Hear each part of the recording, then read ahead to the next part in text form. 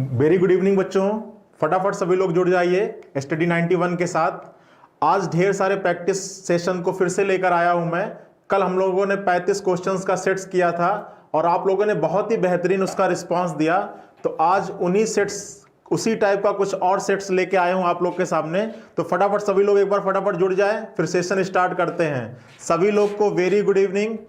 एक बार सेशन के साथ जुड़ जाइए। फिर आज भी क्वेश्चंस का सेट लेकर आया हूं मैं आप लोग के सामने।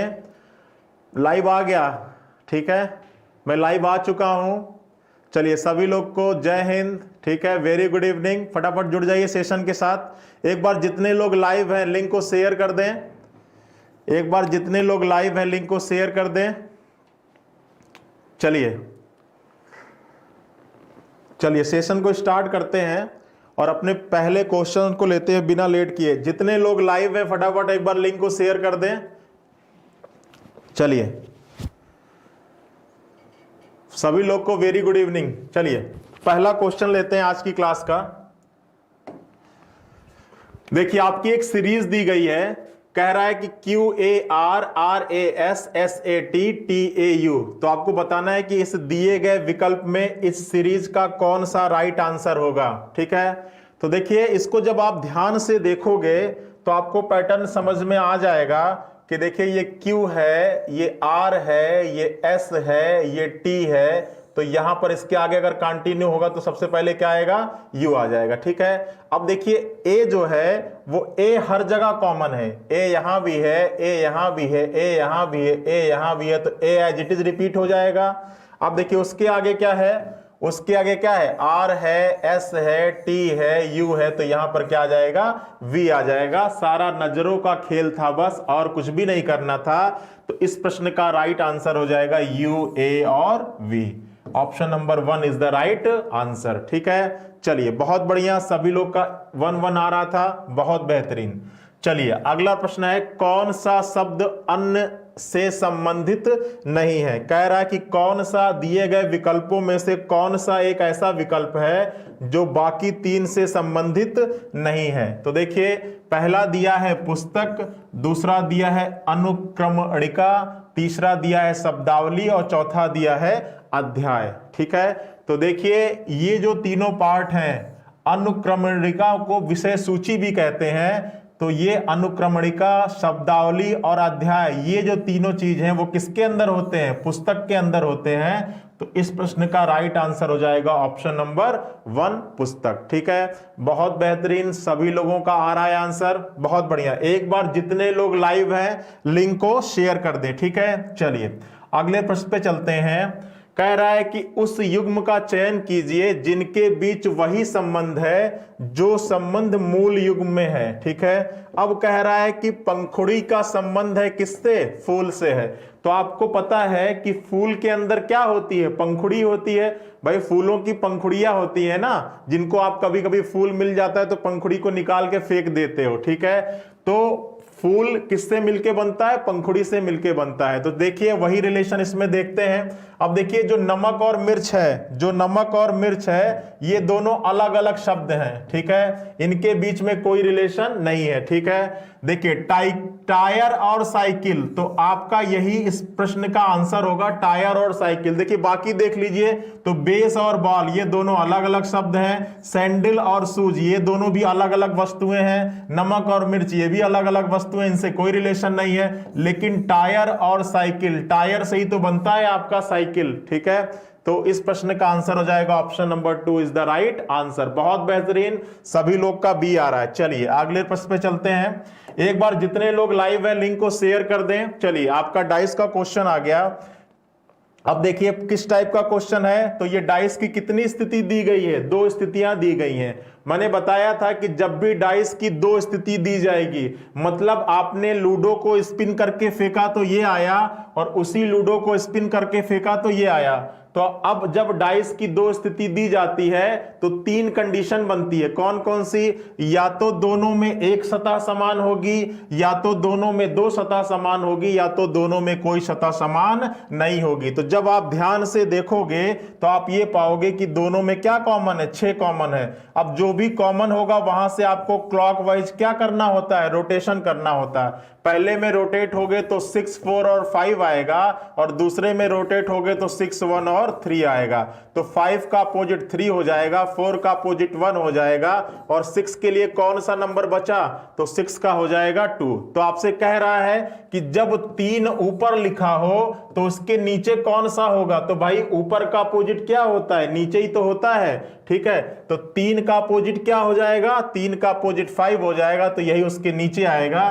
तो option number 3 is the right answer. बहुत ही बेहतरीन, सभी लोग का आ रहा है। ठीक है, चलिए इन इसका कॉन्सेप्ट मैं एक वीडियो में पहले ही बता चुका हूं। ठीक है, तो जितने लोग आज क्लास पहली बार देख रहे होंगे वो जब यूपी पेट के प्लेलिस्ट में जाएंगे तो उसमें मिल जाएगा डाइस का कंप्लीट। ठीक है, चलिए अगले प्रश्न पे चलते हैं। कह रहा है कि निम्नांकित में विषम ज्ञात करिए। ठीक है, अब आपको विषम ज्ञात करना है, तो चलिए देखते हैं विषम क्या है। पुस्तक और पेज, तो चलिए पुस्तक के अंदर ये पेज होता है। ठीक है, फिर टेबल और ड्रॉवर। ठीक है, तो आपको पता है कि टेबल के अंदर ड्रॉवर लगा रहता है। ठीक है, फिर कमीज और कपड़ा। ठीक है, तो अब देखिए ये जो कमीज है तो ऐसा नहीं होता कि कमीज के अंदर कपड़ा होता है। ठीक है, कमीज और कपड़ा अलग अलग चीज है भाई। कार के अंदर चक्का भी होता है, लेकिन कमीज और कपड़ा ये दोनों क्या है? अलग अलग होता है। कमीज के अंदर कपड़ा नहीं होता है, कपड़ा के अंदर कमीज नहीं होता है। तो इस प्रश्न का आंसर हो जाएगा option number C is the right answer, B नहीं होगा। ठीक है, option number C is the right answer. ठीक है, चलिए ये टेबल है और ये ड्रॉवर है। ठीक है भाई, टेबल के अंदर ड्रॉर होता है ना जिसमें आप सभी चीजें रखते हो। ठीक है, टेबल के अंदर ड्रॉर होता है ना जिसको खींच के आप उसके अंदर कुछ रखते हो, पेन पेंसिल। तो टेबल के अंदर ड्रॉर होता है, पुस्तक के अंदर पेज होता है, कार के अंदर चक्का होता है, लेकिन कमीज के अंदर कपड़ा नहीं होता है। कमीज अलग चीज होती है, कपड़े अलग चीज होती है। ठीक है, चलिए अगले प्रश्न पे चलते हैं। अब देखिए ये आपका कॉमन कोडिंग डिकोडिंग का प्रश्न था, और मैंने बताया था कि जब भी ये प्रश्न आएगा आपको देखकर आंसर देने की कोशिश नहीं करना है, पहले आप इसकी करोगे कोडिंग। तो चलिए कोडिंग कर लेते हैं, और कोडिंग करने के लिए प्रॉपर लिख के करिएगा। तो देखिए मोहन इज वेरी यंग, तो मोहन को MO लिख देते हैं, MO इज वेरी यंग को यो लिख देते हैं। का कोड क्या है?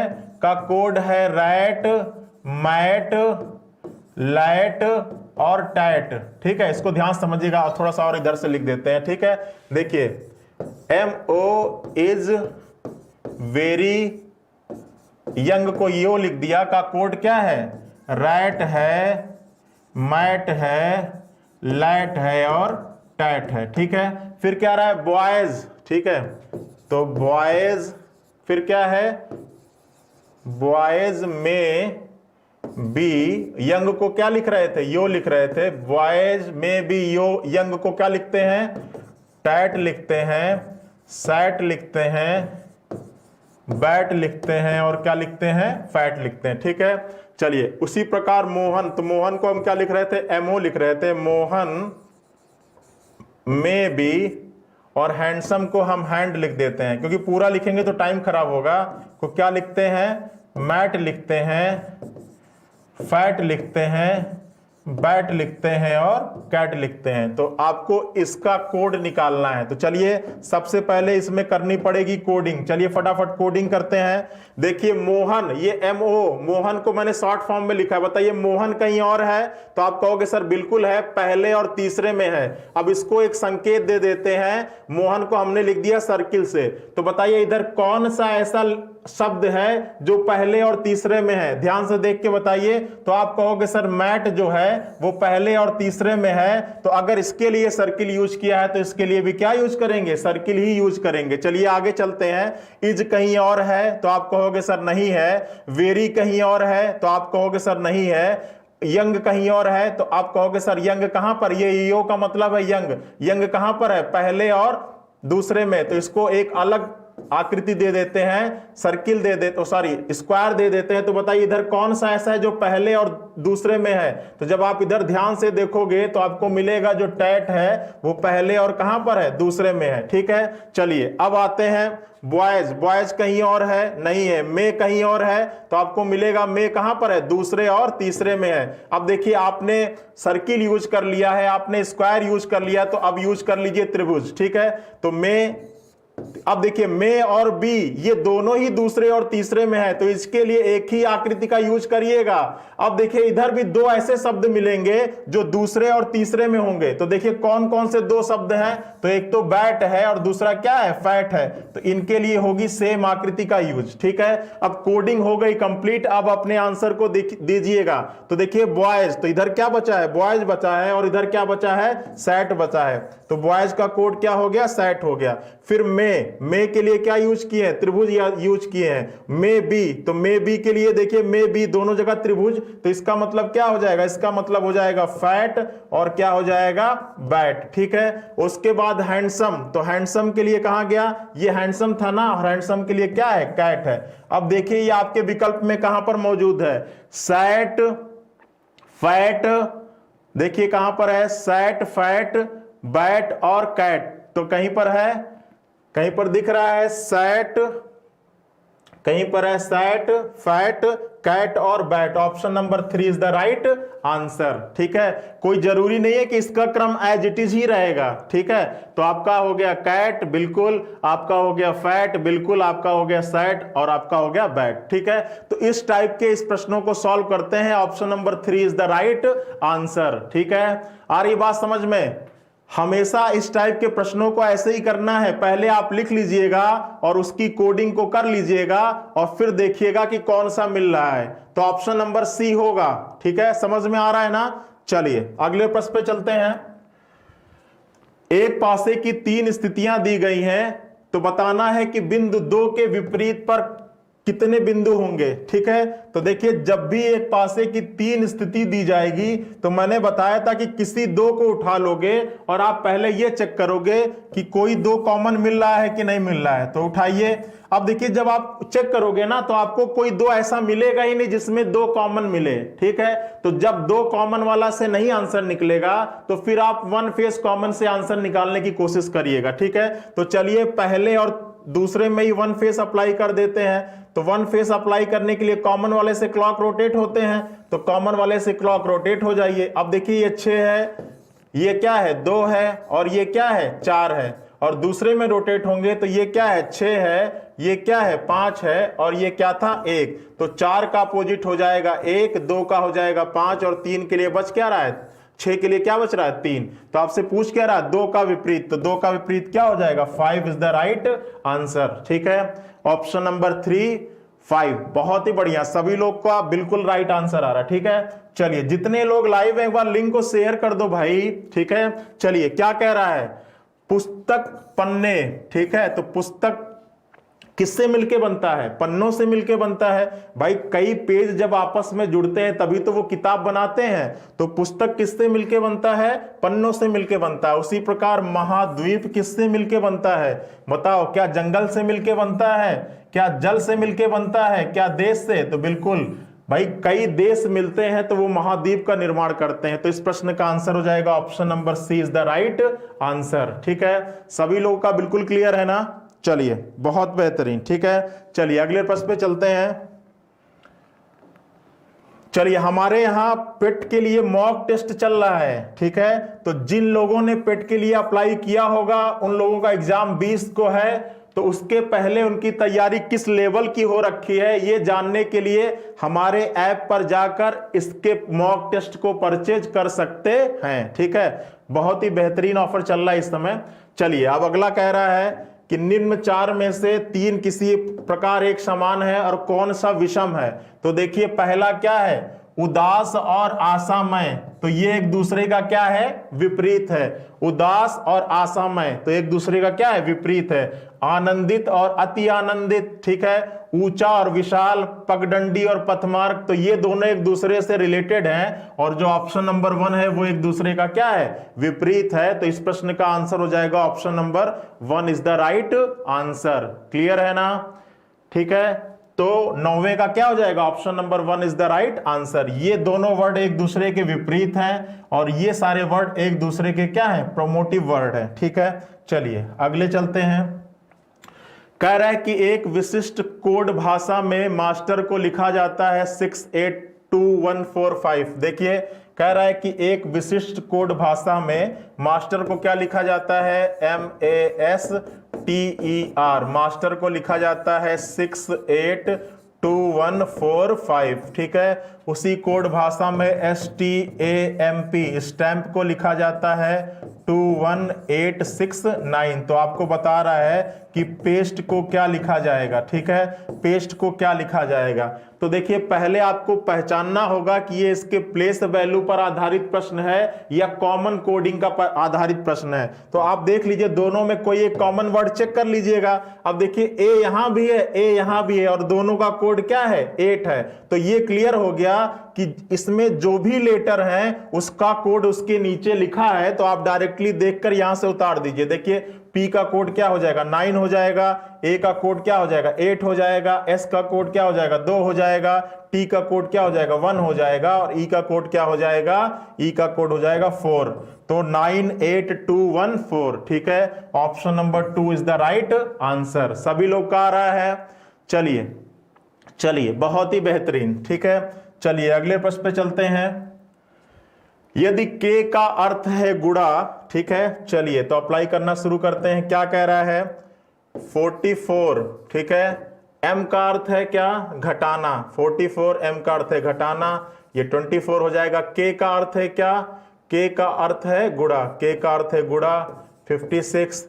फिर L का अर्थ क्या है, L का अर्थ है क्या, भाग, L का अर्थ है भाग, उसके बाद 14 हो जाएगा। फिर J का अर्थ है क्या, J का अर्थ है जोड़, 60। ठीक है, अब मैंने बताया था कि बॉड मॉस रूल होता है, इसी चीज का फॉलो करते हैं किसी भी इक्वेशन पर। ठीक है, जहां B क्या है, कोष्टक है, ब्रैकेट है, O क्या है, ऑफ है, क्वा है, D क्या है, डिवीजन है, ठीक है, M क्या है, मल्टीप्लिकेशन है, A क्या है, एडिशन है और S क्या है, सब्ट्रैक्शन है। ठीक है, तो चलिए सबसे पहले किसको करेंगे, भाग को करेंगे, क्योंकि यहां पर का तो आ नहीं रहा है। ठीक है, अब भाग करते हैं तो 14 से ये कट जाएगा, कितनी बार, 4 बार। ठीक है, अब देखिए इसको क्या कर सकते हैं, जोड़ सकते हैं, तो जोड़ लीजिए, ये 4 हो जाएगा और ये 6 4 कितना हो जाएगा, 10 हो जाएगा। ठीक है, अब इसको गुणा करेंगे तो 4 चौके 16 हो जाएगा, 4 2 8 और 1 क्या हो जाएगा, 9 हो जाएगा। और इसको सॉल्व करेंगे तो कितना आ जाएगा, 8 इज द राइट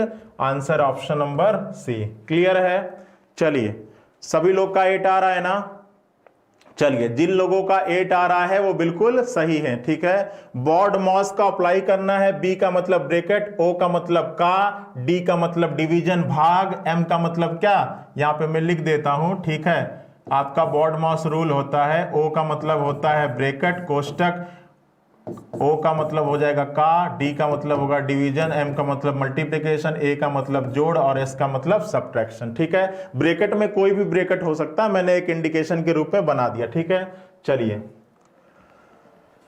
निम्नलिखित प्रश्न में दिए गए विकल्प में संबंधित संख्या को चुनिए। ठीक है, अब देखिए 40 से क्या बनाना है, 100 बनाना है। ठीक है, तो देखिए 40 से 100 कैसे बना सकते हैं, तो या तो 40 में 2 का गुणा करिए, कितना आ जाएगा, 80 आ जाएगा, और प्लस 20 कर दीजिए, क्या आ जाएगा, 100 आ जाएगा। अब अगर यही फॉर्मेट करते हैं तो 56 में 2 का गुणा करिए, ठीक है, और प्लस 20 करिए, तो देखिए क्या आंसर मिल रहा है, तो ये 2 छंग 12 हो जाएगा और 2 पंचे 10 और 1 कितना हो जाएगा, 11 हो जाएगा, प्लस 20 हो जाएगा, तो ये आपका 2 हो जाएगा, ये आपका 3 हो जाएगा, ये हो जाएगा 132। क्या आपके ऑप्शन में है, तो 132 नहीं है, मतलब ये पैटर्न नहीं लगेगा। दूसरा पैटर्न लगाते हैं, तो ये 40 है, ये 100 है, तो 40 से 100। अब या तो 40 में क्या कर दें, 5 का गुणा कर दें, तो 5 चौक 20 और डिवाइड बाई क्या कर दें, 2 कर दें, तब भी आ जाएगा 100।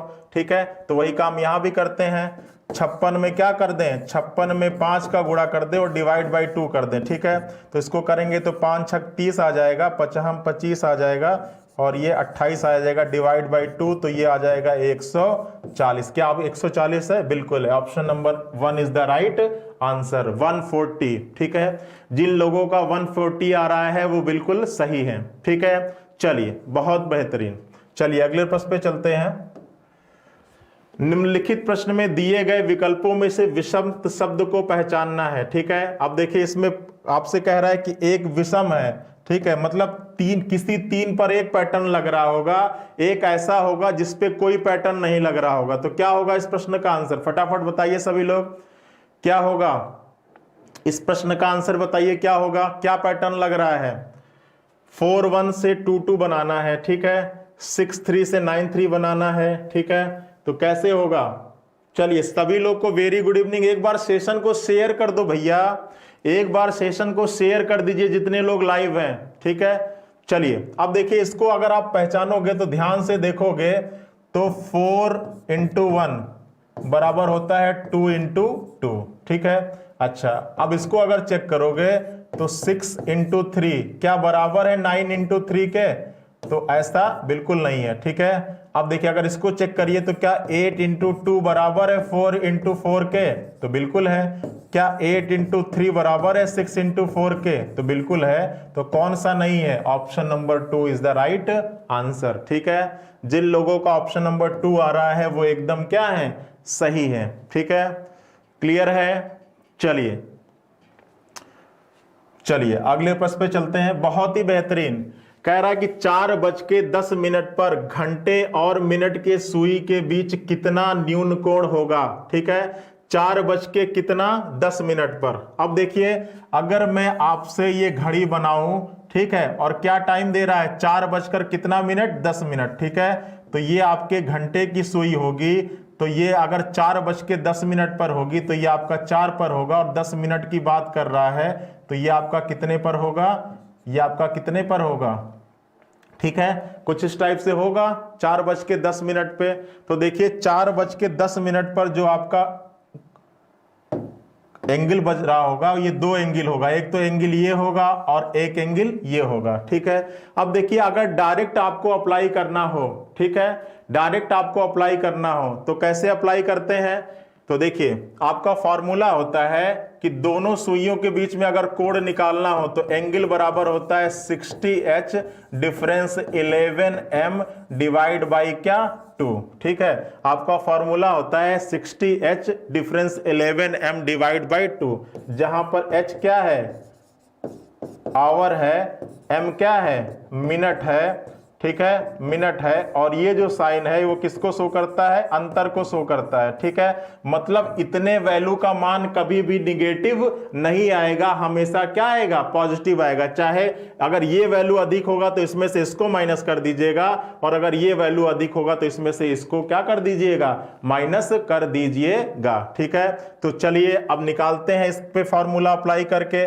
ठीक है, तो देखिए 60H की वैल्यू क्या दी गई है? 4 है। ठीक है, तो 60 × 4 डिफरेंस 11M की वैल्यू क्या दी गई है? 10 है। ठीक है, और डिवाइड बाई क्या? 2। तो इसको जब सॉल्व करेंगे तो ये कितना आ जाएगा? 240 आ जाएगा, और ये कितना आ जाएगा? 100 क्या आ जाएगा? 10 आ जाएगा डिवाइड बाई 2। तो इसको जब सॉल्व करेंगे तो ये 0 हो जाएगा, ये कितना हो जाएगा? 3 हो जाएगा, और ये कितना आ जाएगा? 1 आ जाएगा डिवाइड बाई 2, और ये आ जाएगा 65 डिग्री। ठीक है, तो न्यून कोण का मान पूछा है तो इस प्रश्न का आंसर क्या आ जाएगा? 65 इज द राइट आंसर। ठीक है, चलिए अब देखिए अगर न्यून कोण मेंशन कर दिया ना तो आपका आंसर 65 आ गया। अगर ये आपके ऑप्शन में नहीं मौजूद होता और यहां पर न्यून नहीं लिखा होता तो आप क्या कर लेते? एक कोण ये भी बनेगा 360 × 65। ठीक है, क्योंकि इस पूरे का जो मान होता है वो कितने के बराबर होता है? 360 का बराबर होता है। ठीक है, तो अगर जो आपका ऑप्शन में आंसर आए अगर वो ना मिले और यहां पर न्यून कोण की बात ना करता तो उसको किसमें से माइनस कर देते? 360 में से क्या कर देते? माइनस कर देते। ठीक है, चलिए नेक्स्ट प्रश्न पे चलते हैं। इस फॉर्मूले को आप याद रखिएगा, 60H difference 11M divided by 2। चलिए अब देखिए क्या कह रहा है कि यदि एक दर्पण में AB रेखा पर रखा गया है तो बताना है कि आकृति। तो देखिए अब यहां पर क्या है, क्या क्या लिखा है, 5 लिखा है, यहां पर क्या लिखा है, 2 लिखा है, और यहां पर क्या लिखा है, 4 लिखा है, और यहां पर क्या है आपका दर्पण है। ठीक है, तो सबसे पहले मैंने कल की क्लास में बताया था कि अगर दर्पण प्रतिबिंब की बात होगी तो जो चीज पास होता है दर्पण में उसका प्रतिबिंब पास बनेगा, और जो चीज दूर होगी उसका दर्पण में प्रतिबिंब क्या बनेगा, दूर बनेगा। ठीक है, तो सबसे पहले किसका प्रतिबिंब बनेगा, 2 का बनेगा, तो 2 का प्रतिबिंब कुछ इस टाइप से बनेगा। ठीक है, उसके बाद किसका बनेगा, 5 का बनेगा, तो 5 का प्रतिबिंब कुछ इस टाइप का बनेगा। ठीक है, उसके बाद किसका बनेगा, 4 का बनेगा, और 4 का प्रतिबिंब कुछ इस टाइप का बनेगा। ठीक है, तो देख लीजिए अब ये कहां पर मैच कर रहा है। ठीक है, तो जब आप ध्यान से देखोगे तो ये आपका 5 हो गया, ये आपका 2 हो गया, ये आपका क्या हो गया, 4 हो गया। Option number 1 is the right answer. ठीक है, क्लियर है सभी लोगों का। सीधा सा कॉन्सेप्ट है कि दर्पण प्रतिबिंब के केस में जो चीज पास होती है उसका प्रतिबिंब पास बनता है, और जो चीज दूर होती है उसका प्रतिबिंब क्या बनता है, दूर बनता है। ठीक है, चलिए चलिए सभी लोग, चलिए बहुत बढ़िया, समझ में आ रहा है ना। चलिए नेक्स्ट प्रश्न पे चलते हैं। कह रहा है कि एक लड़की की ओर संकेत करते हुए चेतन ने कहा। ठीक है, चलिए अब कह रहा है कि एक लड़की की ओर संकेत करते हुए चेतन ने कहा, तो मान लिया कि ये वो लड़की है तो मैंने माइनस साइन से बना लिया है। एक गर्ल है जिसकी तरफ संकेत करते हुए कौन कह रहा है, चेतन कह रहा है। अब क्या कह रहा है इस लड़की के बारे में कि वह मेरी दादी। ठीक है, अब चेतन इस लड़की के बारे में क्या कह रहा है, इस लड़की के बारे में कह रहा है कि वह मेरी दादी, मतलब चेतन के पिताजी की कौन, माता जी, वह मेरी दादी के एकमात्र संतान। अब चेतन की दादी के एकमात्र संतान कौन हो जाएगा, चेतन के पिताजी हो जाएंगे। कि कौन है, पुत्री है। कौन पुत्री है, ये लड़की। तो अगर ये लड़की चेतन के पिताजी की पुत्री है तो चेतन की बहन होगी। तो आपसे कह रहा है कि चेतन का उस लड़की से क्या संबंध है। ठीक है, अब देखिए चेतन का नाम से तो जेंडर नहीं डिफाइन करते हैं कि चेतन मेल है या फीमेल है, तो भाई चेतन फीमेल होगा तो चेतन का इस लड़की से बहन का संबंध होगा, और चेतन अगर मेल होगा तो इसका भाई का संबंध होगा। तो भाई बहन है नहीं, तो इस प्रश्न का आंसर आप क्या चूज कर लोगे, भाई चूज कर लोगे। Option number 3 is the right answer. ठीक है, क्लियर है ना। चलिए, तो जब भी इस टाइप का प्रश्न आएगा प्रॉपर आप ये फैमिली ट्री बनाकर ही आंसर दीजिएगा। ठीक है, चलिए कह रहा है कि एक विशिष्ट कोड भाषा में स्पाइसी, SPICEY, स्पाइसी को लिखा जाता है ELOUAY। ठीक है, अच्छा उसी कोड भाषा में PONDER, पाउंडर को लिखा जाता है JKLNAZ। तो कह रहा है कि उसी कोड भाषा में हाउस्ड को क्या लिखा जाएगा। ठीक है, अब सबसे पहले आपको पैटर्न पहचानना है। तो मैंने बताया था कि पैटर्न पहचानने के लिए सबसे पहले आप लेटर को देखने के बजाय इसकी प्लेस वैल्यू को इसके ऊपर क्या कर जाइए, लिख जाइए। तो चलिए लिखते हैं। S का कितना होगा, 19 होगा, P का कितना हो जाएगा 16, I का 9, C का 3, E का 5 और Y का कितना हो जाएगा 25। यही तो होता है। अच्छा E की प्लेस वैल्यू कितनी 5, L का कितना 12, O का 15, U का 21, A का 1 और Y का 25। ठीक है, अब जब आप इन नंबर्स को देखोगे ना तो ज्यादा क्लियरली समझ में आएगा कि क्या हो रहा है। देखिए अब ये 19 था। ठीक है, अच्छा ये 19 था, ये 5 हुआ, तो अब पैटर्न कुछ दिख रहा है, बिल्कुल दिख रहा है। ये देखिए 19 था, ये 15 हो रहा है, तो यहां पर क्रॉस में चल रहा है। 19 था, ये 15 हो गया, कितना कम हुआ 4 कम हुआ। ठीक है, अच्छा ये 9 था, ये 5 हुआ, यहां भी कितना कम हुआ 4 कम हुआ। ये 16 था, ये 12 हुआ, यहां भी कितना कम हुआ 4 कम हुआ। क्लियर है। चलिए अब देखिए ये 3 था, ये 25 हुआ, तो देखिए 3 था 25 हुआ, तो 3 में 4 कम करोगे तो -1 आएगा। और मैंने बताया था जब मैं प्रॉब्लम बेस्ड ऑन अल्फाबेट पढ़ा रहा था कि यदि वैल्यू निगेटिव में आए तो उसमें कितना जोड़ के आंसर लिखते हैं, 26 जोड़ के आंसर लिखते हैं, और -1 और +26 का मतलब कितना होता है, 25 होता है। तो देखिए यहां पर क्या मौजूद है, 25 मौजूद है, ठीक है। तो यहां भी -4 ही हो रहा है। आ रही बात समझ में? ये मैंने प्रॉब्लम बेस्ड ऑन अल्फाबेट में पढ़ाया था, ठीक है। चलिए अब देखिए 3 में -4 किया तो 25 आया, 25 में -4 किया तो 21 आया, और 5 में -4 किया तो क्या आ गया, 1 आ गया, ठीक है। तो आपको पैटर्न पता चल गया कि क्या हो रहा है, -4 हो रहा है। तो वही चीज यहां भी फॉलो हो रही होगी, तो वही चीज अपने प्रश्न पर भी अप्लाई कर दीजिए। प्रश्न क्या दिया है, HOUSED, ठीक है। अब देखिए यहां पर लिख लेते हैं इनकी प्लेस वैल्यू को। आपका दिया क्या था, H था, O था, U था, SED। प्लेस वैल्यू फटाफट लिख जाते हैं। H का कितना होता है, 8 होता है। O का कितना होता है, 15 होता है। U का कितना होता है, 21 होता है। S का कितना होता है, 19 होता है। E का कितना होता है, 5 होता है। और D का कितना होता है, 4 होता है, ठीक है। अब माइनस करना है 4, तो 21 में -4 करोगे तो कितना आ जाएगा, 17 आ जाएगा। तो यहां पर आ जाएगा Q, ठीक है। अब देखिए Q किसी और का ऑप्शन है, ऑप्शन नंबर 1 में ही Q है, तो आपको आगे चेक करने की जरूरत नहीं है। आगे करते तो 15 में -4 करते 11 किसका होगा, K का। H में -4 करते तो क्या होता, 4 होता, तो किसका होगा, D का। तो आपका यही होगा, A is the right answer. सभी लोगों का बिल्कुल क्लियर है ना? चलिए A होगा। चलिए सिंपल है बिल्कुल, -4 करना था, ठीक है। चलिए अब कह रहा है कि कौन सी उत्तर प्रश्न आकृति को प्रतिरूप को पूरा करेगी, ठीक है। कह रहा है कि इस आकृति को कौन पूरा करेगा, तो भाई जिसका आर्ट बढ़िया हो वो बता सकता है। देखिए यहां पर सीधी रेखा आ जाएगी। अब जैसे ये है तो वैसे ये भी हो जाएगा, ये आपका ऐसे होकर और कुछ इस टाइप से हो जाएगा ये, ठीक है। अब देख लो ये कहां पर हो, इस टाइप का कहीं पर है, ठीक है। तो आपका दिख रहा है option number D is the right answer. Clear है, सभी लोग का होगा option number D is the right answer, ठीक है। नहीं समझ आ रहा है, क्या नहीं समझ में आ रहा है, ठीक है।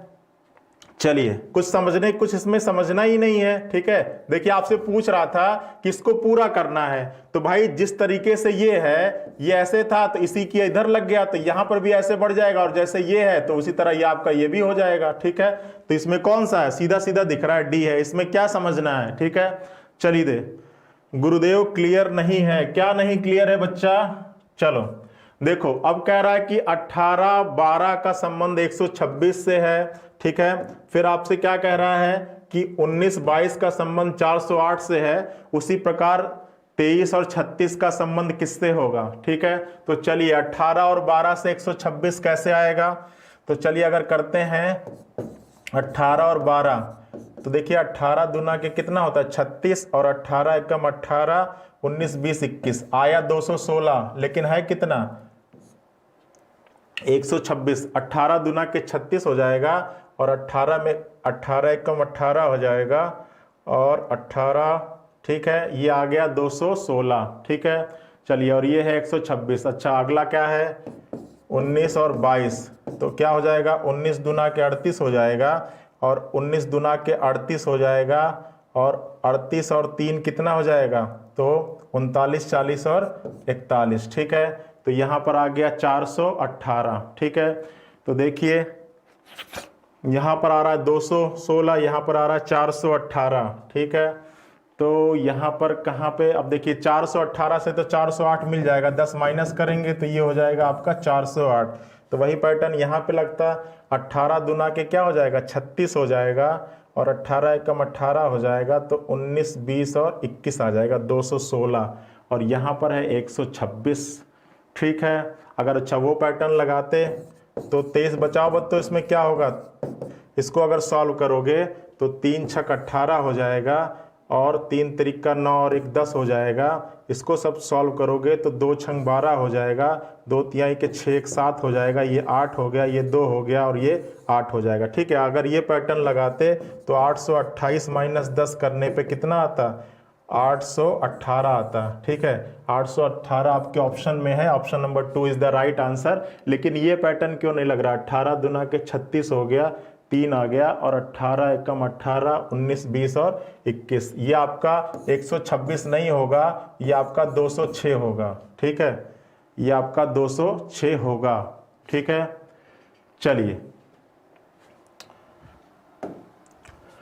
कह रहा है कि ए और बी एक ही बिंदु से दौड़ना शुरू करते हैं। ठीक है, चलिए क्या कह रहा है कि ए और बी एक ही बिंदु से दौड़ना शुरू करते हैं।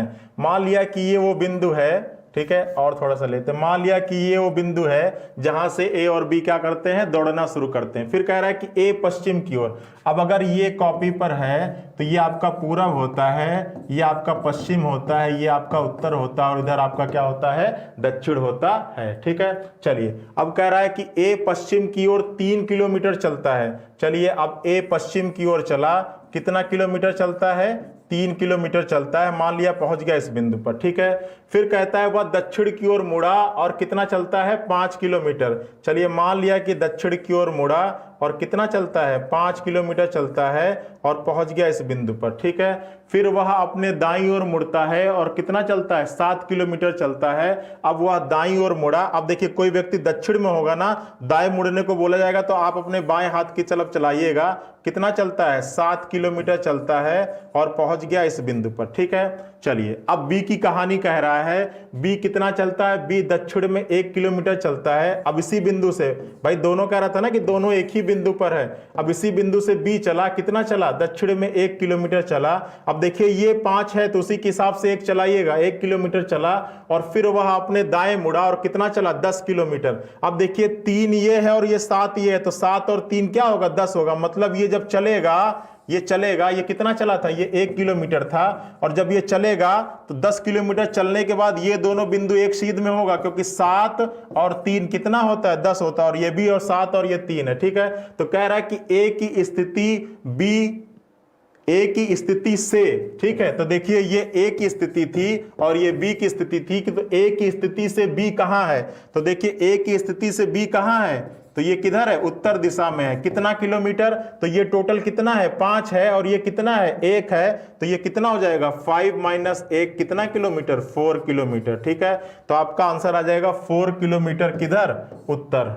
क्लियर है, option number B is the right answer. ठीक है, बहुत बढ़िया, सभी लोग का बिल्कुल क्लियर है। ठीक है, क्लियर है ना। ए की स्थिति से, तो ए यहां पर है, और ए की स्थिति से कितना किलोमीटर है, 4 किलोमीटर है। किस दिशा में है, उत्तर दिशा में है। ठीक है, बहुत बढ़िया, सभी लोग का आ रहा है ना। चलिए चलिए नेक्स्ट प्रश्न पे चलते हैं। कह रहा है कि निम्न प्रश्नों में दिए गए विकल्पों में से संबंधित शब्द अक्षरों की संख्या को चुनिए। अब देखिए बहुत इजी है, भौंकना कुत्ता, तो भाई अगर कुत्ता क्या करता है, भौंकता है, तो चिड़िया क्या करती है, चींची चींची करती है, तो देखिए चू चू करना। भाई ये गरजना ये शेर का है, फुफनाना तो ये आपका घोड़े का हो सकता है, किसी का भी हो सकता है, और चिल्लाते तो तुम लोग हो ही। ठीक है, तो चिल्लाना हो जाएगा तो तुम लोग का हो जाएगा। ठीक है, चिल्लाना तो तुम लोग का, ठीक है, और गर्जना शेर का, फुफनाना घोड़े का, चूचू किसका हो जाएगा। चलो नेक्स्ट प्रश्न पे चलो। कह रहा है कि प्रश्न सूचक चिन्ह के स्थान पर कौन सा संख्या आएगा। ठीक है, क्वेश्चन मार्क की जगह पे क्या आएगा, तो देखिए अब देखिए जब भी आपके इस टाइप का क्वेश्चन हो ना, मैट्रिक्स का, कुछ पंक्ति दी गई हो, कुछ कॉलम दिए गए हों, और उसमें आपको पहचानना हो कि क्वेश्चन मार्क पे क्या आ जाएगा, तो इसके ऊपर वाले मैट्रिक्स पे चलिए। ठीक है, इसके ऊपर वाले रो पर चलिए और देखिए कि सबसे बड़ी वैल्यू बाकी दो नंबर से कैसे मिल रही है।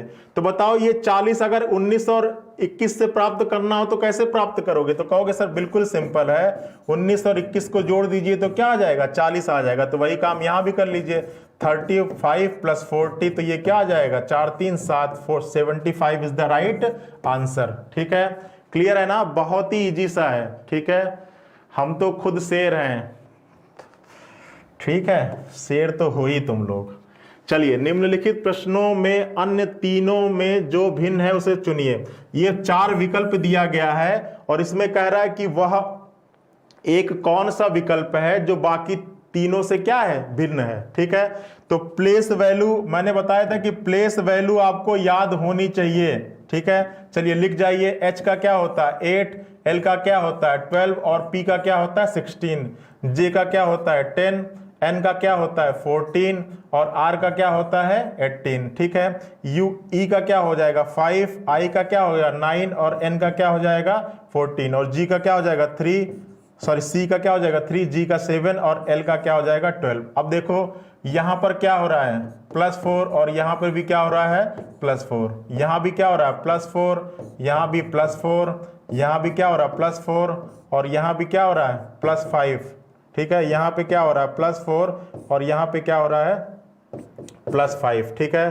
तो देखो 10 4 14, 14 और 4 18, 5 4 9 और 9 5 14, 4 3 7 और 7 और 5 12, ठीक है। तो देखो अच्छा 8 4 12, 12 4 16, 10 4 14, ठीक है, और 14 और 4 18। तो यहाँ पे 4 4 का है, 5 4 9 और 9 और 5, ठीक है, 9 और 5 14, 3 4 3 7 और 7 और 5 12। इसमें क्या होगा दो पैटर्न एक पे लग रहा है, इस प्रश्न का आंसर क्या आएगा, ठीक है EIN। चलिए देखिए आपका H का 8 होता है, L का 12, P का 16 हो गया, J का 10 हो गया, N का क्या होता है 14 होता है, R का क्या होता है 18 होता है, E का 5, I का 9 और N का 14। अच्छा यहाँ पे रखा आपने तो 8 4 12, 12 और 4 16, 10 और 4 14, 14 और 4 18, ठीक है। 5 4 9 और 9 और 4, ठीक है, 9 5 14 और यहाँ पर 4 3 7, ठीक है, और 7 और 4 7 और 5 12, ठीक है। तो यहाँ पर क्या होगा इस प्रश्न का आंसर, सी में वॉवेल है, ठीक है। चलिए अब देखिए इसमें देखिए कहीं पर कुछ मुझे एरर लग रहा है क्योंकि यहाँ पर 4 4 का पैटर्न है, यहाँ भी 4 4 का पैटर्न है, तो यहाँ भी कुछ गड़बड़ होगा इन दोनों ऑप्शन में, ठीक है। वॉवेल और कॉन्सोनेंट का नहीं होगा, ठीक है। एल अगर कोई पैटर्न नहीं लग रहा है तो वॉवेल और कॉन्सोनेंट का देखिए आप लोग इस प्रश्न का आंसर दीजिए क्या आ रहा है, वॉवेल है सी, ठीक है। चलिए देख लेते हैं, ठीक है।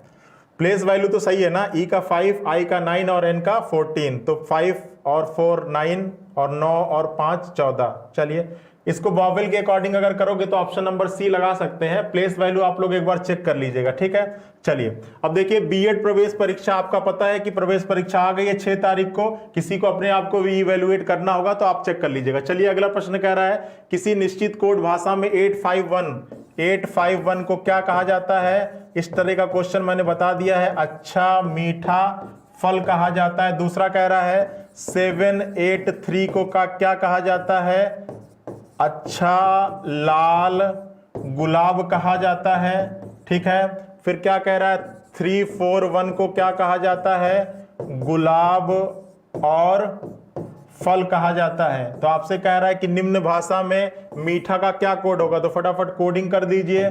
देखिए 8 कहीं और है तो पहले और दूसरे में है, तो बताइए इधर कौन सा शब्द है जो पहले और दूसरे में है, तो अक्षा है, ठीक है। 5 कहीं और है, नहीं है। 1 कहीं और है, कहां पर है, पहले और तीसरे में, तो देखिए इधर कौन सा ऐसा शब्द पहले और तीसरे में है, फल हो जाएगा, ठीक है। 7 कहीं और है, नहीं है। 3 कहीं और है, बिल्कुल है, दूसरे और तीसरे में, तो इधर देखिए कौन सा है, गुलाब है दूसरे और तीसरे में। तो आपसे क्या पूछ रहा है, मीठा होगा, तो मीठा क्या होगा 5 होगा। Option number B is the right answer, ठीक है। सभी लोगों का बी आ रहा है, चलिए बहुत बढ़िया। चलिए अगला प्रश्न देखिए, एक्स वाई ए एक्स का पिता है। देखिए क्या कह रहा है, प्रश्न कह रहा है कि निम्नलिखित में से कौन सा कथन निश्चित रूप से, ठीक है, निश्चित रूप से सही नहीं है। क्या कह रहा है, ए एक्स का क्या है, पिता है। तो देखो ए क्या है, पिता है, किसका पिता है, एक्स का पिता है। बी वाई की माता है। अब देखिए बी क्या है, माता है, किसकी माता है, वाई की माता है, ठीक है। एक्स तथा जेड क्या है, वाई की बहनें हैं, ठीक है। अब एक्स और जेड क्या है, बहन है, एक्स तथा जेड की बहन वाई है, ठीक है। अब देखिए एक्स और जेड इन दोनों की बहन कौन है, वाई, ठीक है। अब देखिए ये वाई की क्या है, माता है, और ये वाई के क्या हो जाएंगे, पिता हो जाएंगे। तो ये दोनों क्या हो जाएंगे, हस्बैंड और वाइफ हो जाएंगे। ठीक है, अब देखिए यहां से समझिएगा एक्स तथा जेड की बहन वाई है, तो एक्स तथा जेड की बहन क्या है, वाई है। तो कह रहा है कि कौन सा निश्चित रूप से सही नहीं है, निश्चित रूप से सही नहीं है। ठीक है, अब देखिए बी जेड की माता है, ये निश्चित रूप से सही है, बी जेड की क्या है, माता है। फिर कह रहा है कि एक्स जेड की बहन है। ठीक है, एक्स जेड की क्या है, बहन है, तो ये निश्चित रूप से कोई जरूरी नहीं है, एक्स भाई भी हो सकता है। ठीक है, एक्स भाई भी हो सकता है, तो ये भी आपका नहीं होगा। ठीक है, चलिए कह रहा है कि निश्चित रूप से सही नहीं है, ये सही हो भी सकता है, नहीं भी हो सकता है। ठीक है, भाई एक्स जेड की बहन है तो कोई जरूरी थोड़ी ना एक्स वाई का भाई भी हो सकता है, तो आप निश्चित रूप से इस चीज को सही नहीं ऐसा नहीं कह सकते। अगला कह रहा है वाई ए का पुत्र है, तो क्या वाई ए का पुत्र है, बिल्कुल नहीं है, ये निश्चित रूप से सही नहीं है, यही प्रश्न का आंसर हो जाएगा, क्योंकि वाई ए की क्या है, पुत्री है। ठीक है, तो यही आपका विकल्प ऐसा है जो निश्चित रूप से सही नहीं है। क्लियर है, चलिए अगले प्रश्न पे चलते हैं। यदि रेल को बस कहा जाए, अब देखिए आपके कोडिंग डिकोडिंग का प्रश्न है और इसमें दो बातें आती हैं। पहला है को कहा जाए, ठीक है, को कहा जाए, और दूसरा है का अर्थ है, का अर्थ है। ठीक है, इस केस में हमेशा बाद का आंसर आएगा और इस केस में हमेशा पहले का आंसर आएगा। अब देखिए बाद का और पहले का क्या मतलब है, देखिए पहले इस प्रश्न का आपको व्यवहारिक नॉलेज होना चाहिए, क्योंकि ये जीएस का ज्यादा प्रश्न है। पहले इस प्रश्न का व्यवहारिक नॉलेज होना चाहिए और इस प्रश्न का जो वास्तविक आंसर होगा, अगर इस प्रश्न में को कहा जाए की बात हो रही होगी तो वास्तविक आंसर के ठीक बाद जो शब्द आ रहा होगा वो इस प्रश्न का आंसर होगा, और अगर इस प्रश्न में का अर्थ है की बात हो रही होगी तो वास्तविक आंसर के ठीक पहले जो शब्द आ रहा होगा वो इस प्रश्न का आंसर होगा। अब देखिए क्या कह रहा है कि खेत जोतने के लिए किसकी आवश्यकता पड़ती है। अच्छा, प्रश्न में किसका यूज हो रहा है, को कहा जाए, तो को कहा जाए कि केस में बाद का आंसर होता है, तो इस प्रश्न का वास्तविक आंसर क्या है, ट्रैक्टर है। तो खेत जोतने के लिए किसकी आवश्यकता पड़ती है, ट्रैक्टर। अब ट्रैक्टर के ठीक बाद क्या लिखा है, कार, तो इस प्रश्न का आंसर हो जाएगा car is the right answer. ठीक है, सी कार। खेत जोतने के लिए किसका यूज करोगे, कार का यूज करोगे। ठीक है, आप लोग कुछ भी कर सकते हो। ठीक है, आप लोग कार से भी खेत जोत सकते हो। चलो अगला देखो, सोहन उत्तर दिशा में 10 किलोमीटर चलने के बाद, चलो तो सोहन को उत्तर दिशा में कितना चलाएंगे, 10 किलोमीटर। मान लीजिए इस बिंदु पर है, 10 किलोमीटर उत्तर चला, चलो ये हो गया 10 किलोमीटर चल इस बिंदु पर। चलने के बाद वहां से वापस मुड़ा और दक्षिण की ओर चला, कितना, दक्षिण की ओर चला कितना, 6 किलोमीटर। ठीक है, ये टोटल है 10 किलोमीटर और यहां से यहां तक है क्या, 6 किलोमीटर, इस बिंदु पर पहुंच गया। ठीक है, वापस मुड़कर दक्षिण की ओर 6 किलोमीटर चला, फिर वहां से पूर्व की ओर चला, कितना, पूर्व की ओर चला 3 किलोमीटर। तो बताइए वह प्रारंभिक बिंदु से कितना दूरी पर है। ठीक है, तो देखिए ये 3 है, ये टोटल कितना है, 10 है, तो ये कितना हो जाएगा, ये 6 है, तो ये कितना हो जाएगा, 4। तो आपको ये दूरी पूछ रहा है, तो ये 4 है, ये 3 है, तो ये कितना हो जाएगा, 5 हो जाएगा। ठीक है, आप लगा दीजिएगा इस पर क्या, तो इस प्रश्न का आंसर हो जाएगा 5 इज द राइट आंसर। ठीक है, चलिए अगले प्रश्न पे चलिए। कह रहा है कि नीचे दिए गए शब्दों का एक अर्थपूर्ण क्रम है और उस क्रम में रखना है। तो सबसे पहले क्या आता है, सबसे पहले आएगा गांव। ठीक है, गांव के बाद आएगी, सबसे पहले गांव आएगा नंबर 1 पे, उसके बाद क्या आएगी, तहसील आएगी, उसके बाद क्या आएगा, जिला आएगा, उसके बाद राज्य आएगा और उसके बाद क्या आएगा, राष्ट्र आएगा। ठीक है, तो सबसे पहले गांव आ गया, उसके बाद क्या आ गया, तहसील आ गया, उसके बाद जिला आ गया और उसके बाद 3, 2 4 1 3, 2 4 1 3 और 5। Option number 1 is the right answer. ठीक है, इस प्रश्न का आंसर हो जाएगा option number 1 is the right answer. ठीक है, पहले गांव, उसके बाद तहसील, उसके बाद जिला, उसके बाद राज्य और फिर राष्ट्र। चलिए निम्न सही विकल्प चुनिए। भार का किलोग्राम। ठीक है, देखिए भार का मात्रक क्या है, किलोग्राम। ठीक है, तो उसी तरह अब यहां पर आप चेक करोगे तो आप पाओगे मील का मात्रक लंबाई थोड़ी ना, दूरी, और kilometre is the right answer. ठीक है, दूरी का मात्रक क्या होता है, किलोमीटर होता है। ठीक है, चलिए क्लियर है ना।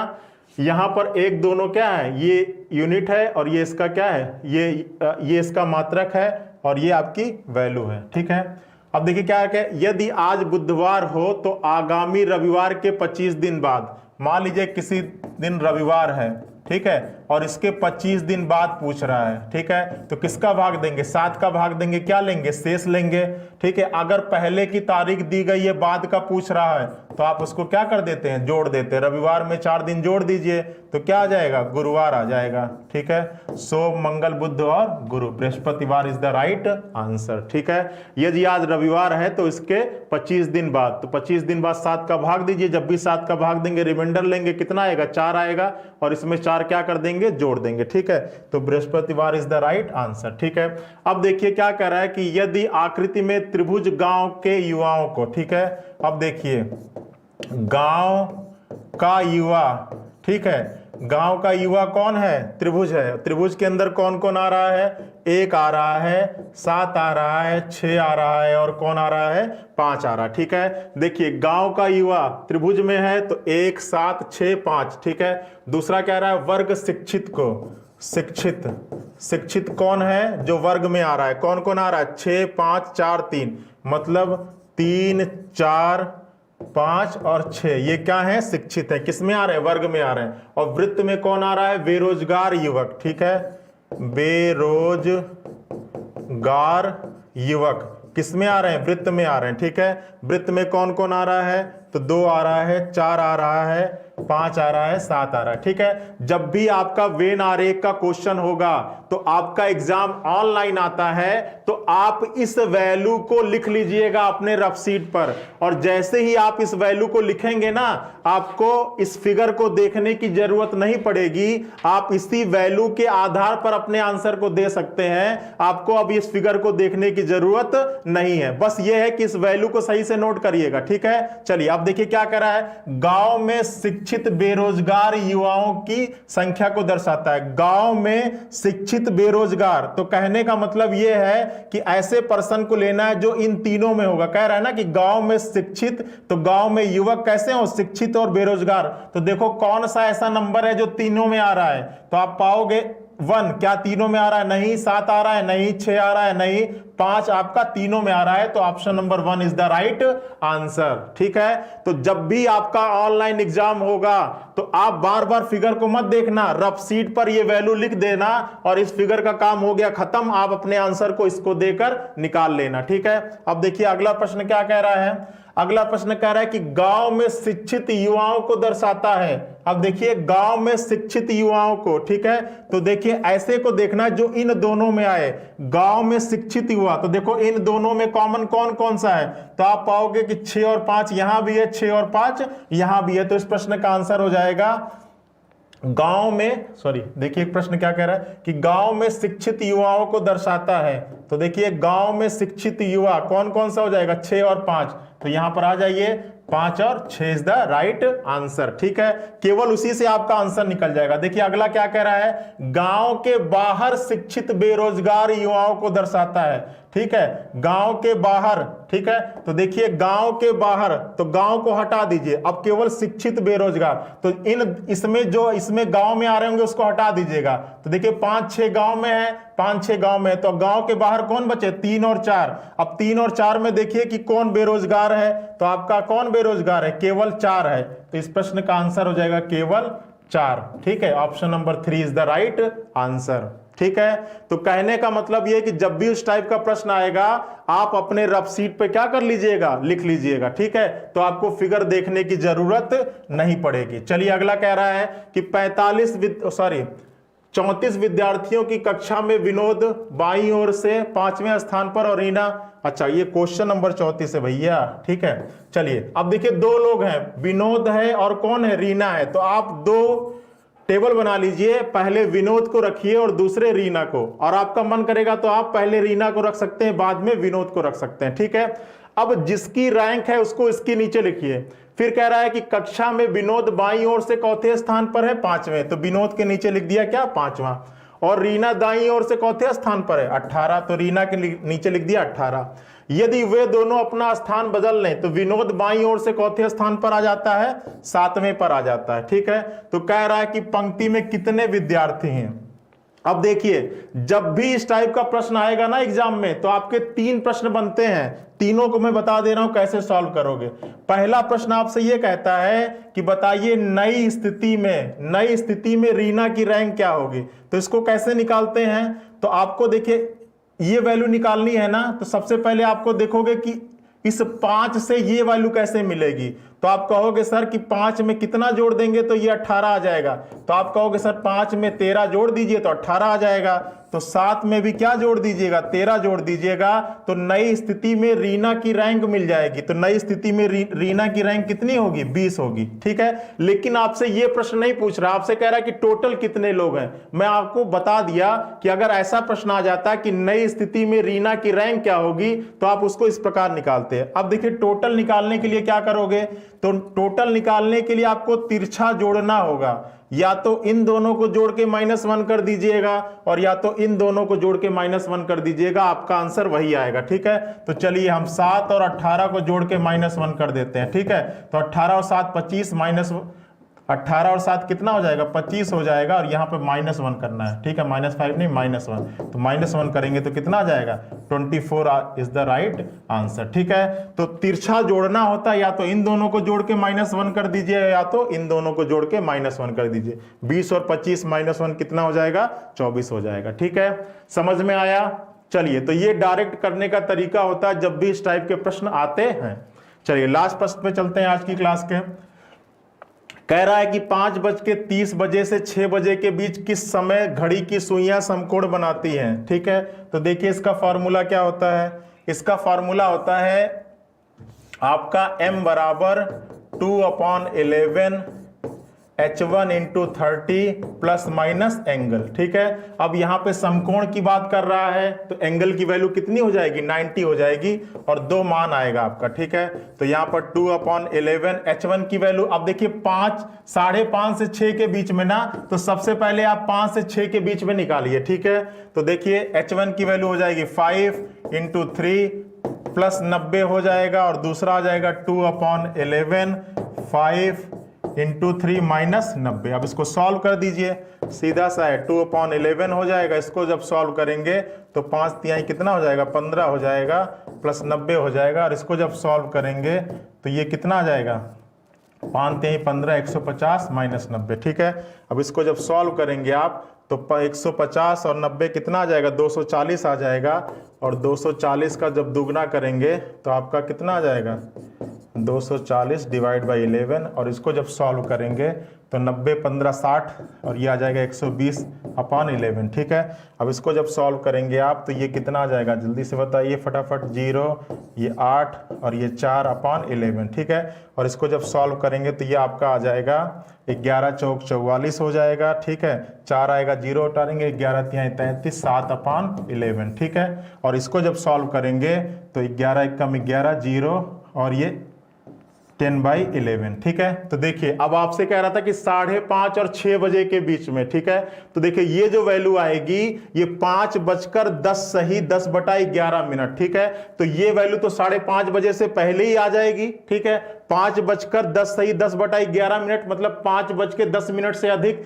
लेकिन ये 5:30 और 6 के बीच में नहीं है, तो हम इस मान को नहीं लेंगे, हम केवल किस मान को लेंगे, इस मान को लेंगे, क्योंकि ये जो आंसर आ रहा है वो आ रहा है 5:43 सही 7/11 मिनट, और ये जो मान है वो 5:30 और 6 बजे के बीच में है, इसलिए इस प्रश्न का आंसर हो जाएगा 5:43 सही 7/11 मिनट। तो आप इस फार्मूले को याद रखिएगा, m बराबर 2/11 H1 × 30 प्लस माइनस एंगल। और आपको पता है कि 0 और 160 को छोड़कर बाकी 0 और 180 को छोड़कर बाकी जितने भी कोण हैं वो हर 1 घंटे में कितनी बार होते हैं, 2 बार होते हैं। ठीक है, क्लियर है ना। चलिए, तो इस सेशन में केवल इतना ही। इसका जो पीडीएफ देखिए, हमारे यहाँ यूपीटीपीएससी पेट का जो मॉक टेस्ट है, अभी आपको पता है कि 20 तारीख को पेट का एग्जाम होने वाला है। तो अगर आप अपने आप को इवैल्यूएट करना चाहते हो कि आप एग्जाम में कितना नंबर ला सकते हो, तो उसके लिए हमारे यहाँ मॉक टेस्ट चल रहा है। आप मॉक टेस्ट दीजिए, उसका सॉल्यूशन भी आपको मिल जाता है और चेक करिए कि आप एग्जाम में आपका लेवल क्या है आज के डेट में, ठीक है। उस हिसाब से आप अपने अंदर इंप्रूवमेंट ला सकते हो। तो इसके लिए आप हमारे ऐप पे जाइए और वहां से आप उसको क्या कर सकते हैं, परचेज कर सकते हैं। और इस समय बहुत ज्यादा उस पर ऑफ भी कर दिया गया आप लोगों के लिए, ठीक है।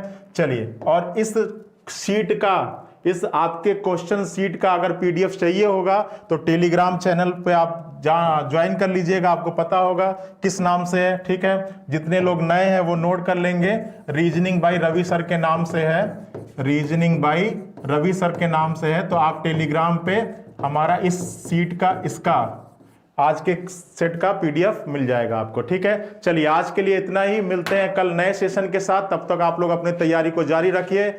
बाय बाय, जय हिंद।